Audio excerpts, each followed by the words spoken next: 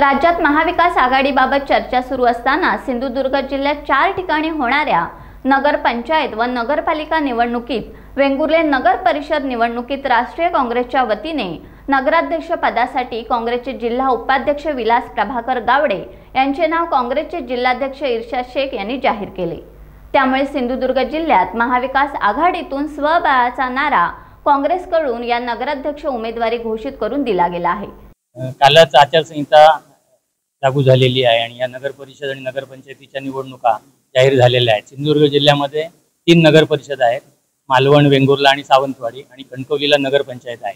या 4ही निवडणुकीच्या संदर्भामध्ये जी काय आघाडी वगैरे करायची आहे त्याची चर्चा चालू आहे। पण वेंगुर्ल्याच्या संदर्भामध्ये तुम्हाला मी विशेष सांगू इच्छितो की वेंगुर्ल्याला फक्त विलास गावडे यांची एकट्यांचीच मागणी होती नगराध्यक्ष पदासाठी, आणि इथल्या सगळ्या काँग्रेस पक्षाच्या कार्यकर्त्यांचंही म्हणणं होतं की विलास गावडेंनी ही निवडणूक लढवावी।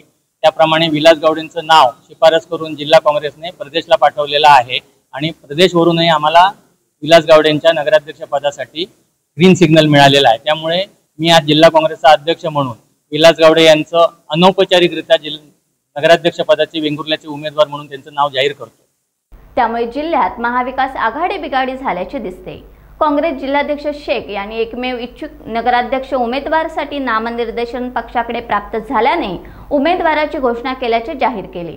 महाविकास आघाडीबाबत वरिष्ठ निर्णय घेतील असे त्यांनी सांगितले।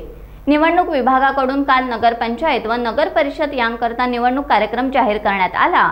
मात्र वेंगुर्ला नगर परिषद नगराध्यक्ष सर्वसाधारण जागेकरिता राखीव असल्याने मोठी चुरस नगराध्यक्ष उमेदवारासाठी असेल। जिल्ह्यात सर्वप्रथम नगराध्यक्ष व नगरसेवक पदासाठी पहिली संभाव्य उमेदवारांची घोषणा काँग्रेस करून केल्याने घोषित उमेदवारांना प्रचारासाठी मोठा कालावधी मिळणार आहे। टाइम्स डिजिटलला लाईक करा, शेअर करा, सबस्क्राइब करा आणि बेल आयकॉन दाबायला विसरू नका। Times digital.